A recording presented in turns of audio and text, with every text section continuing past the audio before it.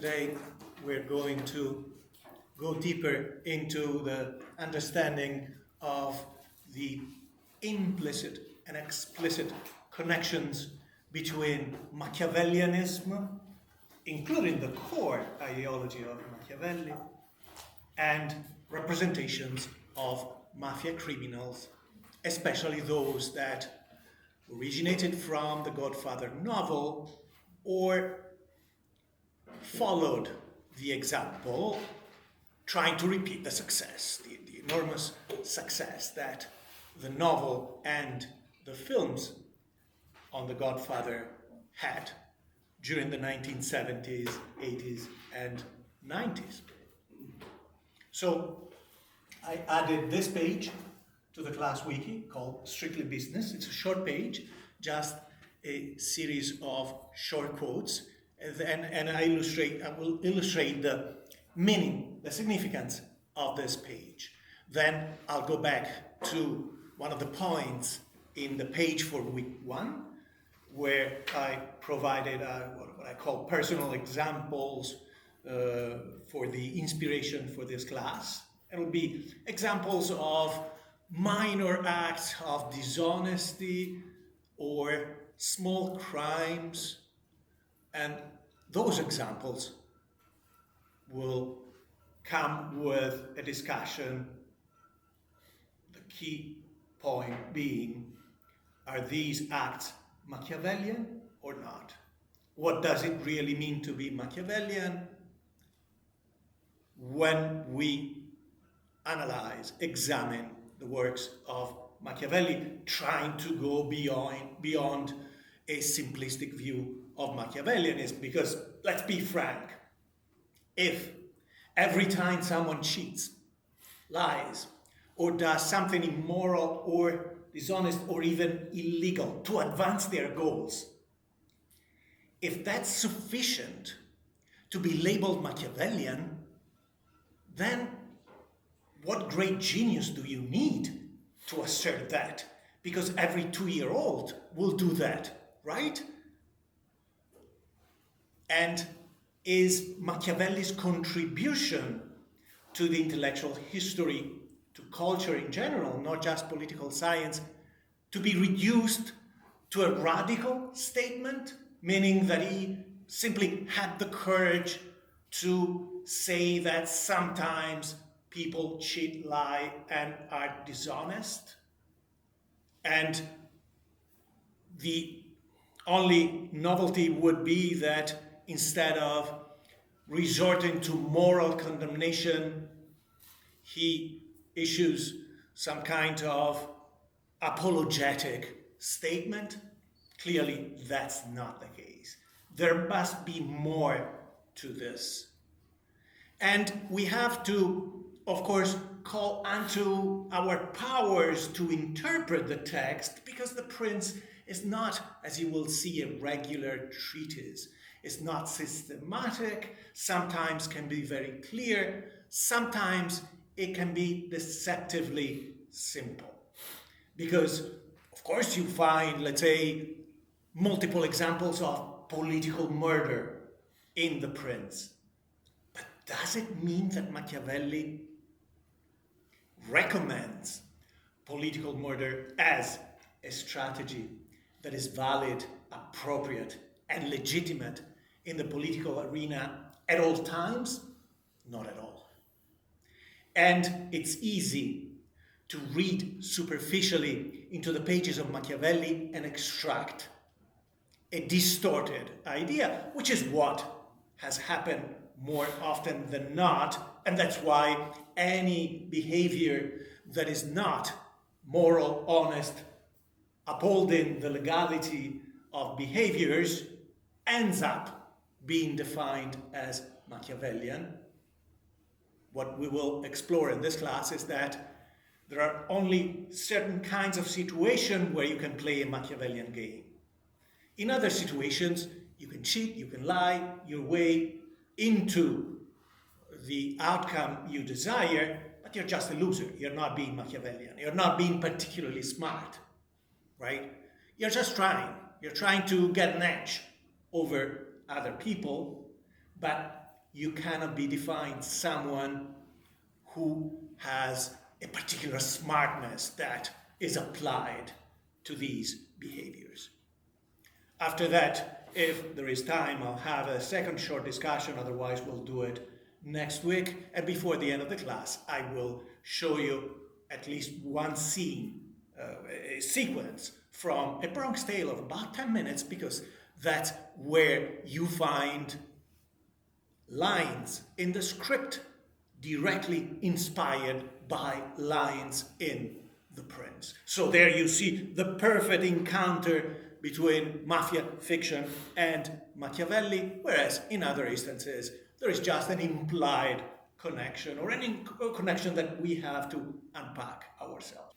So this page, as I said, you will see, as you can see from the table of content, it starts from The Godfather, then it includes quotes both from the movie Goodfellas and the book by Nicholas Pileggi that was the inspiration for Goodfellas, Wise Guy, a B-series movie about crime called New Jack City, and very interesting book about Sammy the Bull Gravano, who worked a lot with John Gotti, called Underboss, written by Peter Maas, a journalist and an expert in this field, who worked with Sammy the Bull Gravano himself. Strictly business is this idea that is often found in this genre, starting with The Godfather, that killing someone should not be the result of a violent instinct or a violent outburst. Rather, that especially something as substantial as a killing requires a high level of necessity. This is what you find in the actual quotes.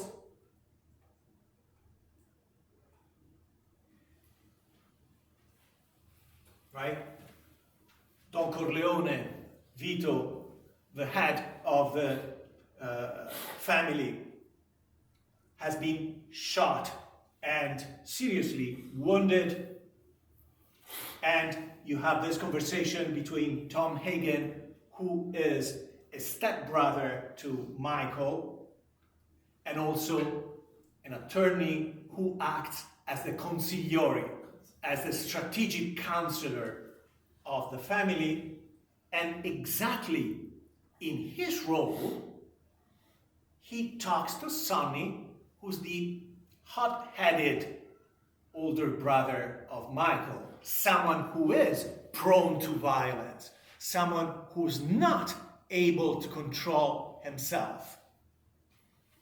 And this is the line that conveys the message, the concept that we're trying to examine. Shooting your father was business, not personal. And this is repeated in different fashions. For example, here it's not personal, this is strictly business. But the core concept of these kinds of lines is a Machiavellian concept. Every strategy you deploy in a political or social context has a cost. A material cost in terms of resources, because of course Machiavelli was dealing with armies, with different kinds of enforcement agencies. Of course, you don't have exactly a police, the kind of we have now in Florence in the 1500s, but you also have soldiers assigned to internal security. And there is a cost associated with keeping an army. Training, cost of mercenaries, which were often employed by states such as Florence during the Renaissance, etc. And then there is an immaterial cost, because whenever you deploy a strategy, as a modern leader, you have to deal with the fallout. That is to say, how will that strategy affect your public image? Because even the most powerful leader, even an autocrat, even the French king, or a tyrant in a small state in Renaissance Italy, cannot sustain their political actions just through the use of force. Because the expenses, because the use of those forces will be at some point so expensive that the assignment of resources from a locality to that kind of mission will affect the economy of the state, right? He recognized that there is a balance, and certainly states of the past, going from the Roman Empire to the city-states in Italy of the Middle Ages and the Renaissance, were not like modern states, where you might see 5% of the budget assigned to the armies. Percentages assigned to military operations and the upkeep of the army represented a much higher percentage. Not necessarily because weapons or training soldiers were costlier, rather because they were very inefficient at collecting taxes. So if you go back to the Roman Empire, during the critical centuries, from the end of the 2nd century, which would be the time of Gladiator, right, through the beginning of the 5th century, at the brink of collapse for the Roman Empire, you find that oftentimes the military expenses absorb 40 to 50% of the whole state budget. So Machiavelli and anyone who has studied history understood that a modern state is one where you have a connection, a deep connection between the well-being, the psychological mindset of the citizenry, the well-being of the economy, and power. Because in order to protect the state, or in order to expand the state, you need to apply resources to the military, but you cannot deplete society from resources that need to be invested to grow the economy. Otherwise, you'll end up like Russia, the USSR, at the end of the Cold War, right? Russia, the USSR, the Soviet Union lost the Cold War, not on the battlefields, not militarily, but simply because they couldn't sustain the rate of investments into the military as much as the United States. The economy in the United States was such that having thousands of missiles with atom bombs on top, thousands of planes, tens of thousands of armored vehicles did not affect the growth of the American economy, but it affected a great deal the economy of the Soviet Union, and eventually they collapsed. For Machiavelli, any use of force, of direct force, is expensive, and those expenses have to be curtailed, otherwise there will be repercussions that will affect the ability of the leader to keep their power, to grow their power, which are the priority of any leader. And even the most powerful leader cannot ignore the effect that murdering a political enemy will have on the citizens, because if you don't want to use force at all times, you need to be using influence as a replacement for force, or deterrence if we're talking about enemies. That is to say, you want enemies of the state outside and inside to be deterred from taking action against you, or you want to have influence to manipulate citizens into thinking that you are the appropriate and most effective leader for their society and their community. This concept is very similar. Tom Hagen is saying they didn't kill your father because they hate Vito or you, Sonny, and your family. Therefore, the response to this action is not vengeance. Because vengeance is a personal reaction, or a reaction grounded in personal emotions. You have to understand the necessity of this hit for the opposing gang, the opposing group of mafia criminals. And then you have to evaluate the situation, taking a step back in a neutral, in a calculated way, and see what is the most appropriate and the most effective response to this. Otherwise, you're violent in response to this just for the sake of violence, and you don't advance the goals of the family. You don't produce an outcome that is positive for the present and the future of this family and the network of people surrounding the family. It is not a random choice that The Godfather Part 1, as we will see, starts with a marriage, because a marriage is one of the most socialized events. And within that marriage, we will see how in the first scene, you don't see right away the bride and groom, you see Vito Corleone, the Godfather, receiving people in his office, people lining up in front of his office to ask for favors that had to do with their social life. So everything speaks about mafia as a chunk of society. It's a sizable portion of the social community, connected to much more than just criminal activities, gambling, rackets of different sorts. So whenever you hear a version, and there are different versions of this sentence, it's not personal, it's strictly business, think back about necessity as a key concept in Machiavelli. You don't do evil thing because you feel like or because you're able to. You do them because they're necessary. And if you do them out of something else that is not necessity, eventually there will be a cost to be paid.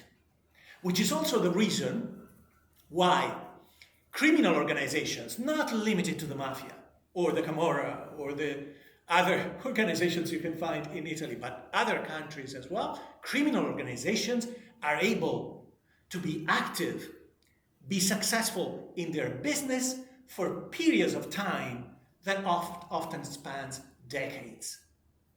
Within an area, a geographical area, that is not limited to a small neighborhood, but oftentimes involves an entire region. This was certainly true for New York City during the 1970s and 80s, for example. This was true for Sicily during the 1980s and 90s, and to a degree, of course, we know that groups of mafiosi are still active both in New York City and in Sicily, as well as other parts of Italy. When you compare this degree of success to the limited success of other categories of criminals, let's take people who rob banks. We know data, right? Because there are investigations all over the world, and for the last 50 years, police forces across the globe have kept the tally. You rarely find criminals who are able to rob more than 10 banks before ending up in prison, right? There are few exceptions, but even the exceptions are around 30 to 50 banks robbed. And then that's it. The same is true for people who rob other people using a knife or a handgun. They don't have a long career. So the question would be, is this because bank robbers are more stupid than mafiosi? And how comes that in a lot of films about the mafia, you find secondary characters, the goons, who are like gorillas, who are clearly not that smart? Is that all fictional representation?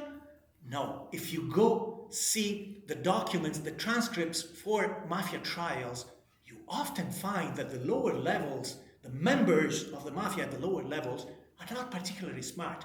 There is a system that works, and that system is very Machiavellian. The same way that, talking about politics, which is Machiavelli's primary target, you have to wonder, how comes in every democracy around the globe you find corrupt politicians? Is it because voters are dumb and they don't recognize that they're voting for someone who is a thief?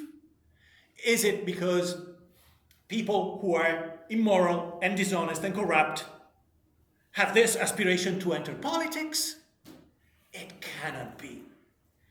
You find corruption in democracies because once you get to a certain level of power, cheating, stealing, lying works differently compared to regular citizens in their daily lives, within their working environment, their social environment, etc. So it's not just the temptation, it's the realization by politicians that they can do those things and oftentimes be shielded from the consequences, which is also what has happened quite often in the context of the history of mafia families, right? John Gotti was not very astute. Not only that, John Gotti did all sorts of things that were not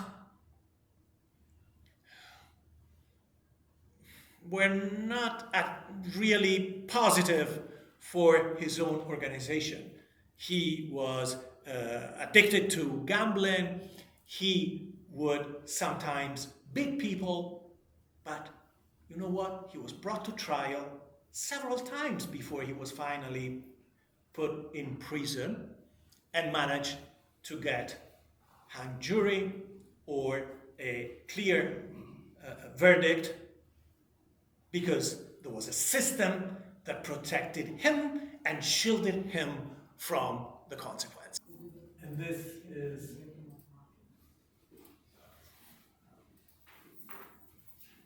the series of anecdotes that led me to the thinking behind this class and different versions of this class that I offered through the years. I've been at Stony Brook since '94. I'm a dinosaur roaming the campus. And the very first happened in the 1990s, end of 1990s, when I was teaching a conventional class of Machiavelli, right, on the prince, on the history, the background to that particular book. And one day, I've always lived near the campus, so sometimes I would drive into the campus with minutes to spare to go to class, because I knew that I could get up my desk at home and open the door in the garage in 15 minutes, and then I was teaching in the humanities, so easy. And at that time, whenever the administration garage was almost full, they would simply put a sign outside saying, garage is full, subscribers only. And of course, faculty and staff are subscribers, and students normally cannot have a subscription. So I'm lining to enter the garage, and there is a car in front of me. Doesn't seem to be faculty or staff. The driver is younger, right? So is it a student? And of course, I see that this person is not using the card to enter as a subscriber, but taking a ticket. And you push the button, you get a ticket, the bar will raise, and you enter, right? So he cheated in a very small way, and caused a little bit of anger to me, because when the garage is almost full, then you have to drive around, and every car that is added might add to the length of the search for the last remaining spot. And since I was already thinking about my class of Machiavelli, something dawned on me. I said, so, is this person Machiavellian? Clearly, this person has a goal similar to mine, to be in a class on time. And was too late to park in South P, got to the garage, found the sign, and decided I cannot go back, find another spot. I'll just ignore the sign and get it. So he got probably what he wanted, achieved his goal. Is that sufficient to define this person as Machiavellian? And if not, what is a matrix that I can apply to such incidents that would allow me to justify my assessment of the Machiavellian nature of this act.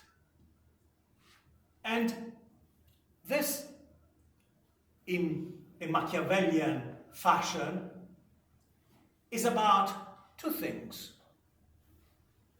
the context and control.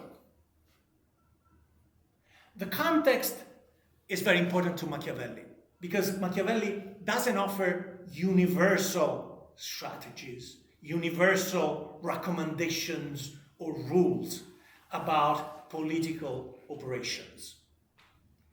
It is all dependent on the context. The same strategy, let's say killing your political enemy, that works in a context will not work. In fact, will have the opposite effect in a different context. Which is why, after this class, you should not believe that Machiavelli just excused the use of violence. Machiavelli only suggested the use of violence if it was necessary to achieve the goals in a particular context, right? For example, in our own media-driven society, it has become much more difficult to pretend to be, as a politician, what you are not, to pretend to be honest and caring and respectful, when anyone with a phone can catch you misusing your the car provided for your official business, or a plane provided for your official business, or mistreating people in different ways, right? So, what is the context for the garage? What is relevant in that context? And now I'm opening up the discussion to you. I've spoken more than enough. Think about this situation, the situation that I just described, and you understand the main actor, the person who wants to drive, their goal, they achieve their goal, but within this context, what are the potential elements when you evaluate the context? And you know that the administration garage, not much has changed.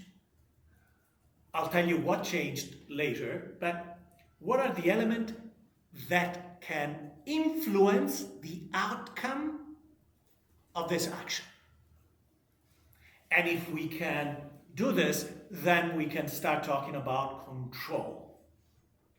What is under the perpetrator's control, if you excuse the term for such a petty thing, what is outside the perpetrator's control, and this in turn determines how Machiavellian this person can be considered, because Machiavelli's promise, not everything in the Prince is clear, but there is a clear promise. I'll give you a system that works, not every time, but works most of the times. And then he makes examples, and people focus their attention on the examples instead of trying to go back to the underlying rules or ideas. And if you just go by the examples, then Machiavelli is this kind of dark intellectual, but also seems to be, as I said before, nothing much to it, right? If anyone can say, if you want to have what you want, then kill, beat someone, cheat, lie, double-cross people, etc. Would be like a dark priest, no more than that, certainly not an intellectual. So tell me, what's in the context that would affect the outcome of this operation? Yes? I think maybe if instead of a sign that there was an employee working there, actually telling the person driving the car that they can't go inside, and then they do it anyway, that might imply more of a Machiavellian theme. So first of all, your name is Lisa? Okay, Lisa. Good point. In fact, this was the conclusion of the story. After a while, it didn't take long, maybe a month, they started to not only have such a sign, but the staff would come out of their little cabin, I don't know how to call it in English more precisely, kiosk, whatever it is, and he would check. He would say, show me your card, right? So that to discourage students from abusing the system, right? Okay. So if we turn this into an objective description, we could say you can get to the garage with the necessity to enter the garage again in a similar situation, but you might find stuff that prevents you from cheating the system. Okay, what else is outside of the control of the operator, of the perpetrator in this situation? What can you think about? Be creative, right? And I must say that in spite of my instructions, your group activities were very formal. Because I said, what makes you, when you think of Machiavelli, what do you think? Machiavelli was a political thinker, a philosopher, an intellectual thinker, because you are proper students and you find necessary to be more proper than your professor. But what else? Be creative in this situation. What else may affect the outcome? That is to say, prevent the student from entering the garage in spite of the sign. And the student would get a ticket? Like Sorry? If the car was found in there and the student would get a ticket. But how would they know that the car entered before or after the sign was placed there? So, if anything, we could say there might be the campus traffic police or the campus police altogether, right? I mean, it's a public part of the university. People are walking by all the time. It's not just other students who might ignore this or decide they cannot do anything about it, but it could be staff who will report this, and probably someone reported this phenomenon. It could be a police officer coming by. Could be an old-fashioned professor that will not excuse, that will write down the license plate for this because this has to stop, or one of those professors that are very stern, very, very strict. Elizabeth? I don't know if this is like an extreme, but like the car is subject to tow. Yeah, but first you have to identify the car, right? So you would need at least a camera. And to this day, I don't think maybe there is a camera now. I haven't paid attention, but I'm not sure there is a camera. With a camera, this might happen. Anyway, the main point is not a sufficient number of elements. There is a sufficient number of elements that are not under the control of the perp. And therefore, the result is not guaranteed. That is to say, you might need to use this strategy, but find a staff, find a police officer, pay the consequences, in some ways, not achieve your outcome. There is too much that is under your control, and therefore the outcome is not predictable, because if Machiavelli said this system works most of the time, it means that if you apply a Machiavellian system, the outcome should be guaranteed most of the time, and you can rely on it. In this case, the outcome is not predictable. This action is not repeatable whenever necessary, whenever you need to apply it, because you face the same kind of time crisis. In the end, this is just a loser's strategy, not a Machiavellian game. And what else? Of course, we know that Machiavelli is all about power. Power in Machiavellian, the Machiavellian view is control. Does the student have any power over the context? No, that they can take advantage of the lack of control, as long as there is no control. But if control is instituted, the student cannot force the staff to let him in. maybe they might try to influence the stuff, right? You might say, oh, I have a midterm and I failed the first midterm. If I fail this one, I'll fail the class, right? You can try that. Again, in terms of predictability of outcome, repeatability whenever necessary, you can only use this probably once, right? Because, the university doesn't have a lot of staff, and chances are you'll see the same stuff the next time and say, oh, okay, another midterm, bye-bye. Okay, sure. Another thing that used to happen in the late 90s, early 2000s, when electronic gadgets were still a precious commodity, right? Not everyone had a laptop, but professors did, either because the university provided them or because they purchased their own.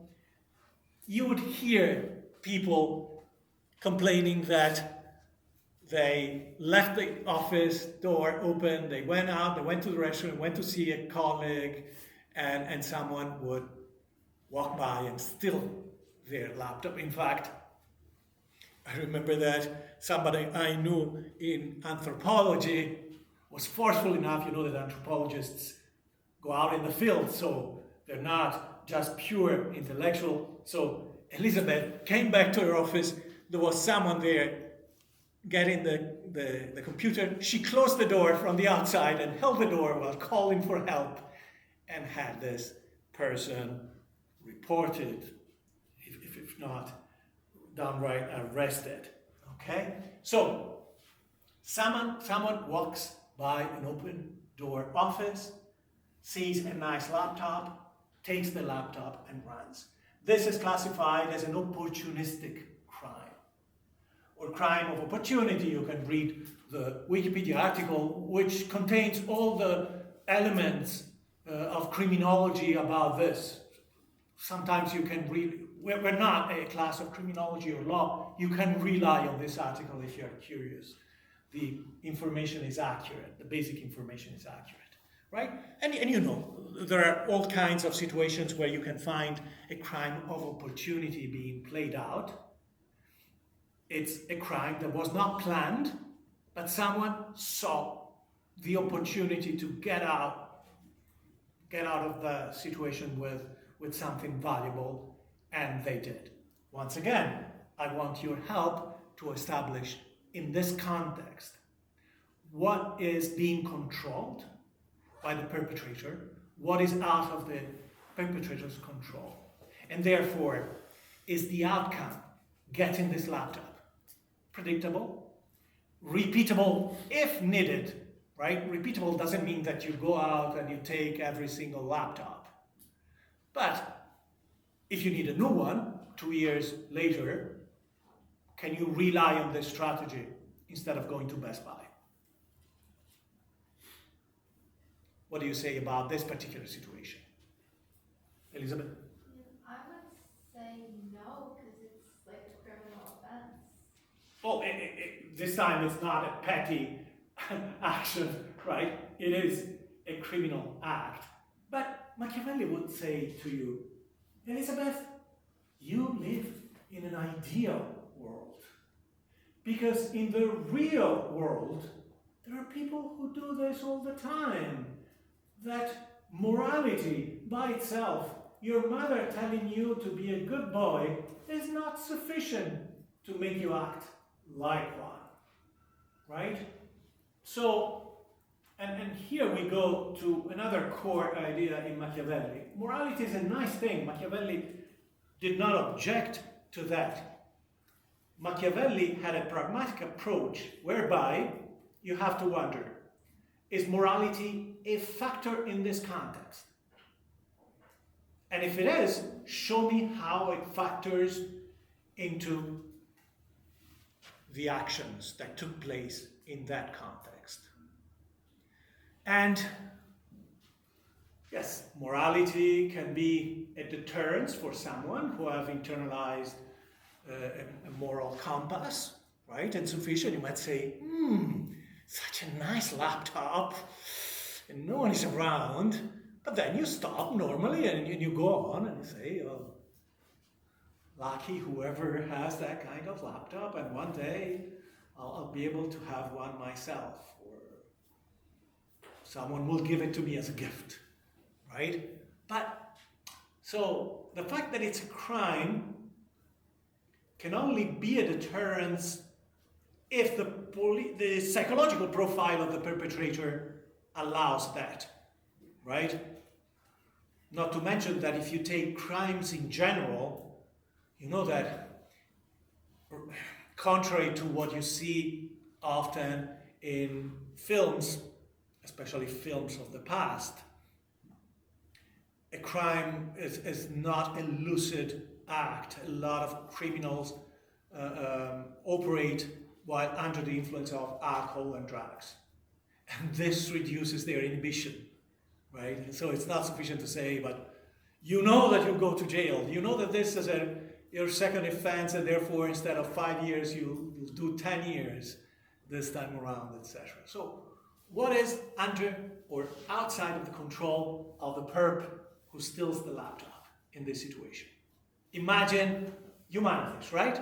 You go and into any one of the corridors with offices, right? We're talking about faculty offices. So visualize the context, right? Don't go academic on me. Be practical. Visualize the context. Think yourself as someone who's considering doing this, and what is outside of your control. Someone else might, maybe Harrison? Someone like passing by, anything like... Right? It's a long corridor. It's the humanities. At any time of the day, there might be people passing by, seeing you. And again, you know who those people are. Could be a student who chooses to ignore this because it's a kind of violent, potentially violent situation, right? But it could be a member of the staff reporting this or calling the police. It could be the police itself. You have no control over who's going by, okay? Not to mention that you have a corridor with 10, 15, 20 doors. There might be people in there, right? So any of those doors might open and you might be seen making it out with the loot, and at the very least you would end up with a report and a profile, right? Someone with a blue sweater and what is your Rangers cap, hat, with glasses, white male, was seen leaving the scene with this Dell computer worth $2,500, right? And then you live the risk of getting caught, stopped, arrested, etc. Okay? So here too, you have some basic elements that are outside your control. In this situation as well, we went through the scenario of the person finding a staff in the garage. In this situation, if you're caught, if you're stopped, what will you do? Can you force this person? Can you influence this person to let you go? You may be able to force your way out, and this becomes a violent crime. Riskier with bigger repercussions. But in terms of influence, how would you be able to influence the person, persuade the person, manipulate the person with your words into thinking, into letting you go? Kind of difficult. Something else that went on when I came to New York State. I did my PhD in Canada, then in '94 I moved to this area. So then, now it's very rare, but then if you went to Fifth Avenue, especially sometimes, let's say Sunday morning, early morning before the police who had been on patrol the night before, because there is more police out on Saturday nights, would go out in numbers, in droves. Early morning, let's say 9, 10 o'clock on Fifth Avenue, you could find people playing the 3-card Monty scam. You know, with 3 cards, and you have to bet where the Queen of Hearts is, or the Ace of Hearts, or the King is, right? But it's a scam. They win all the time. It's designed as a scam. It's very old. It's been going on for hundreds of years. So much that in some countries, it's specifically legal. There are specific laws, rules condemning anyone who's playing the game, who's putting up the game. If you don't know about it, you find plenty of videos on YouTube because this goes on in all parts of the globe. Again, I've never seen it for the past 20 years in any parts of the downtown area.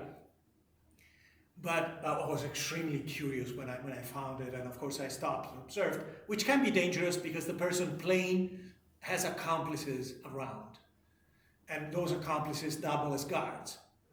They are accomplices, they pretend to be players, they encourage you to play, or they say, we'll share, we'll play $20 each on the same card, etc. Guarantee that you will lose. And if you win, one round is only to get you to bet more the next round, etc. Now, in this case, here we enter an interesting fuzzy area, because we know that these crimes are repeatable on a large scale. We know that cons are some of the most common forms of crimes, even with the digital age, right? All kinds of phishing attempts and other kinds of cons.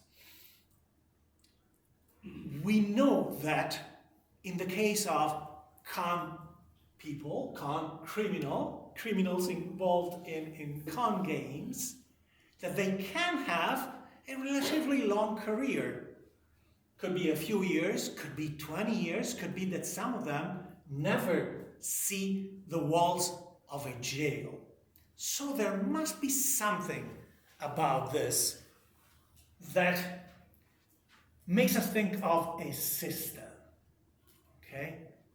So think about that context.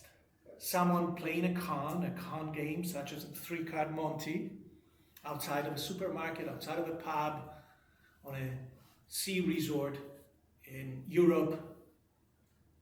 What is under the control of the perpetrator, what is outside of control for the perpetrator? How is this different from the other examples?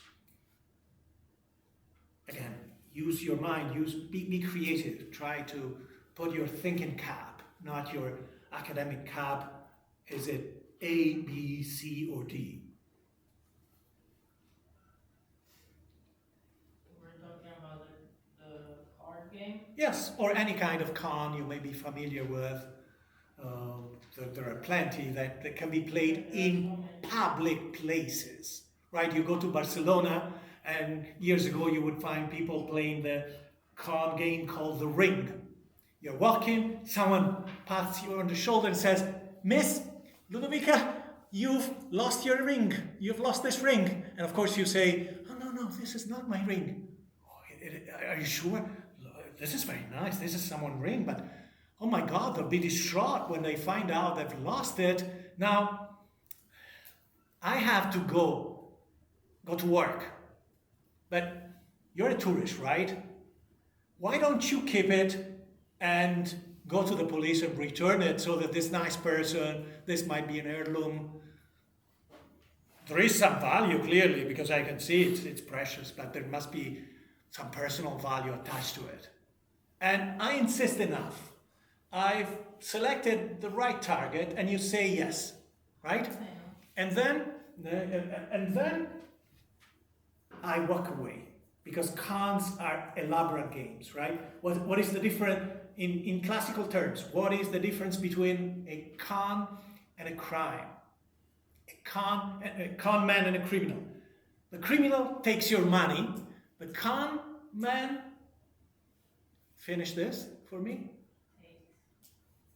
He doesn't take your money, but he makes you Gives you money. Yeah. That's why it was called at the end of the 19th century a con from confidence. They want to gain your confidence, right? As in this case, I'm giving you the ring. I'm not taking anything from you. I'm just insisting and placing it in your hands, and then I walk away. I have to walk away, because if I walk away and you don't call me back, before you do that, before you do anything else, I walk back to you and I say, there might be a finder's fee for ring this nice, but I don't want to trouble you. Let's say you give me $20 now, and you keep whatever reward the owner or the police will have for this ring. And that's how they make their money. Of course, the ring is Chinese fake, worth 2 to 5 euros. Looks the part. They have a whole bag with them, stashed away in some area of the piazza, and they go through multiple iterations of this. So, what makes it possible in a public place and repeatable? What is under their control? What is outside of their control?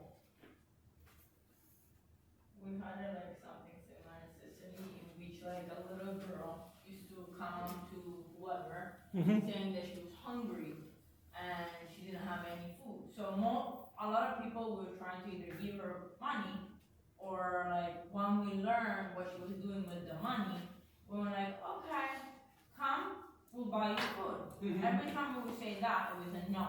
She would walk away and no. And what name would we give to that strategy? Clearly it's not force, it's a form of influence, Yeah. right? Emotional manipulation, right? You're using a kid, you're claiming a situation of distress, right? And you proceed like this. Yeah, she was like going to everybody, trying to like get money out of it, and we're like, okay, we're ready now, go away. However, that is not exactly a reportable offense, right? But they were scheming though, they were scamming. Oh yeah, no, it's a scam. Of course it is a scam.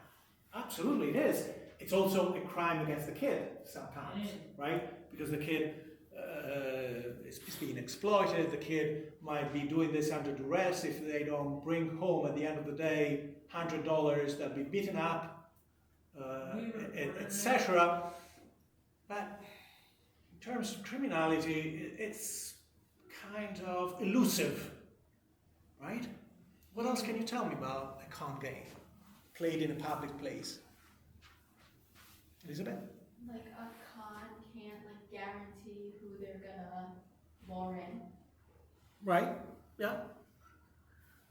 However, they often move to the next victim, right? In the case of the famous con of the ring, yeah, you may have lost the ring if someone doesn't play the way you expected, but there is a psychological hook. I walk away to give you time to think. And I'm trying to predict that in your mind you will think, oh, I have this ring, I'm not from here, nobody will know, I can keep it. And in fact, it does look nice. This might be $300, $500, right? And that's why when they come back to you asking for money, often you'll give them money because you're feeling guilty from those initial thoughts. It's all planned and it has to be played with a certain pace, with a certain rhythm. Anyway, it's a public place, so there might be police inside, tourists who report scam, and then it does happen. But police doesn't necessarily get involved. The getting a verdict in this case is difficult unless you can prove to the judge that this activity has been habitual for this individual, because it's a small scam, relatively small in terms of financial value. And there is an aspect that makes it a little more difficult to get to a guilty verdict, which is cooperation. A con game involves cooperation from the victim. You're not being forced to give them money, and then just to prove that manipulation and influence was part of the crime may not be sufficient in a court of law. Not as easy as when someone points a gun, points a knife at you and says, give me your money, and then they're brought in front of a judge. Let me just show you the criteria, but we'll go back to that. We've seen several of them. Is the act necessary? keep in mind these questions, these key concepts.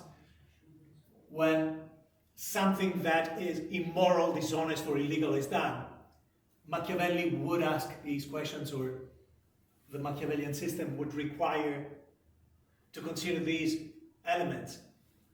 Is there a necessity to this act? Because there are costs, material and immaterial costs. There are resources applied to this, and therefore it's not a zero-sum game, even for whoever plays. We won't talk about talent and nature, but one legitimate question would be, are you doing this because it is in your nature? Does it match a talent you have? Or are you doing it as a shortcut?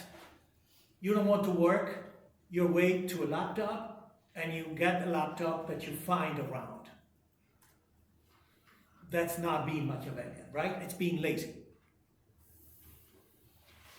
Is the outcome predictable? Because if it is not predictable, what kind of a system it is? So do you have control over the key players and elements? Are you shielded from the consequences? But not forever, just in that context. And a con game works when you reduce the context, right? A con game doesn't work if Ludovica is accompanied by Giuseppe, because chances are Giuseppe would say, wait, what is this guy? Who is this guy? What does he want? Etc. You have to narrow the context where your victim doesn't think about alternatives or ways to get out of there. Is it repeatable? Which, again, doesn't mean Machiavelli wouldn't say that if, as a leader, you killed your uncle, your brother, etc., that you can keep doing that. Clearly not. But if necessary, can you repeat that with the same outcome or the same result? Keeping in mind that the context will change.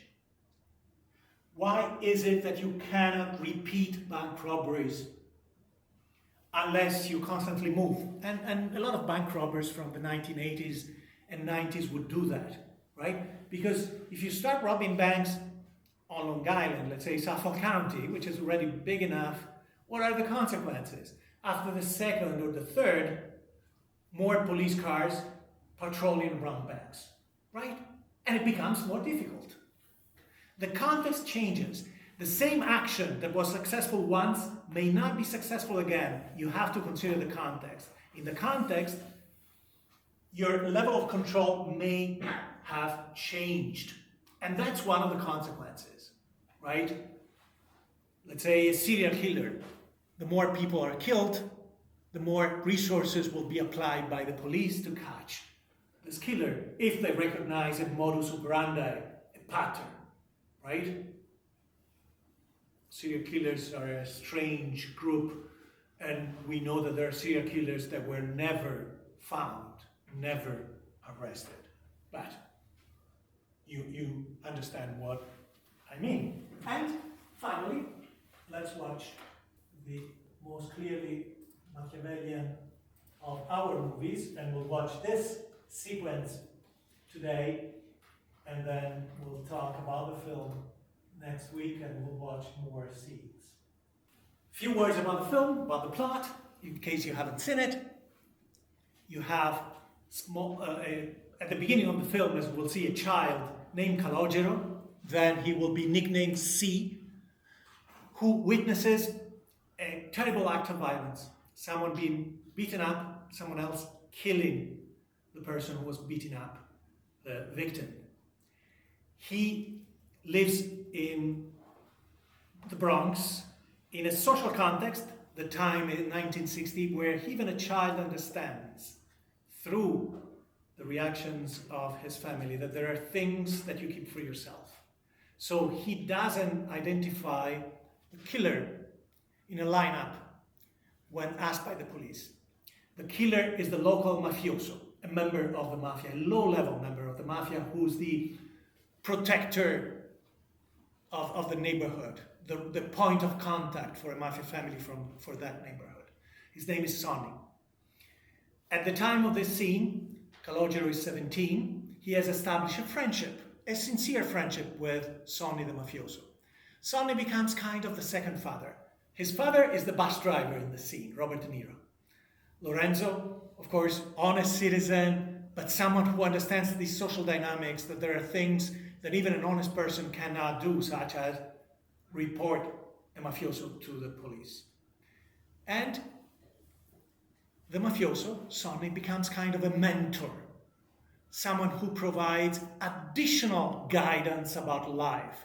The father has something to offer to the kid, who's now a teenager.